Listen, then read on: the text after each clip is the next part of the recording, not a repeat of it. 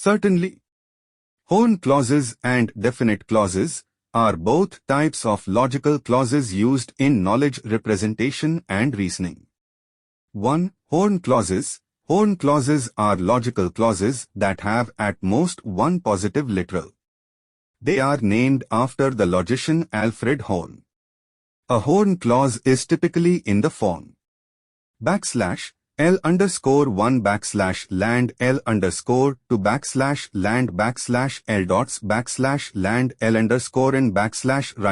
\H where \L_1 L_2 \L_N are literals, either positive literals \A_ or negated literals \negative A_ and \H_ is a positive literal. For example, \P_land Q \R is a horn clause, but \P_land \negative Q \R is not. 2. Definite clauses. Definite clauses are a generalization of horn clauses that allow for distinctions in the body, left-hand side, of the clause. They are also known as positive definite clauses.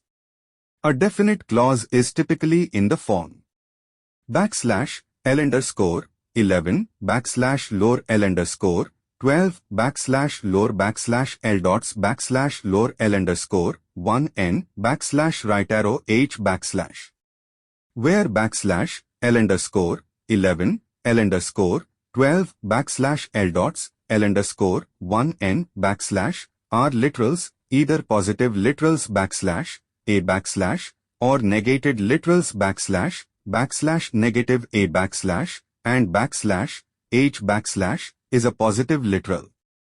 For example, \P_lore Q \land \negative R \lore S \T is a definite clause. Definite clauses are more expressive than horn clauses because they allow for distinctions in the body of the clause, but both types of clauses are commonly used in logic programming and automated reasoning systems, such as Prolog. Sure, let's consider a problem expressed as a set of definite clauses and find a solution using logical inference. Problem. Consider the following set of definite clauses representing some logical knowledge. 1 \P \Q 2 \Q R 3 \R We want to determine whether the conclusion \P can be logically inferred from these premises. Solution. To determine if \P can be inferred from the given premises, we can use a process called resolution inference. The resolution inference rule states that if we have two clauses that contain complementary literals, one positive and one negated, we can resolve them to produce a new clause.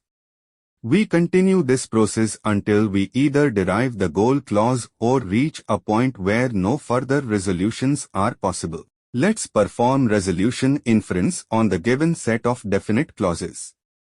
1. Apply resolution on clauses 1 and 3.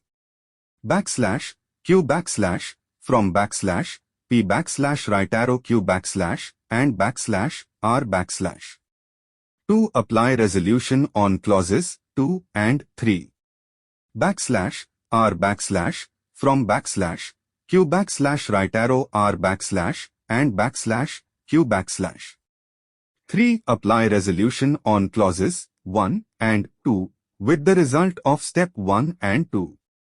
\R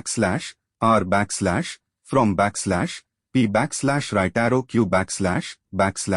Q R and Q 4. Apply resolution on clause 3 and the result of step 3.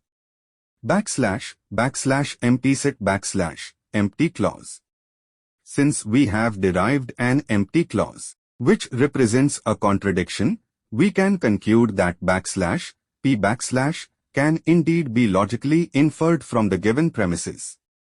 Therefore, the solution to the problem is that \p can be logically inferred from the premises \p right arrow q q right arrow r and r .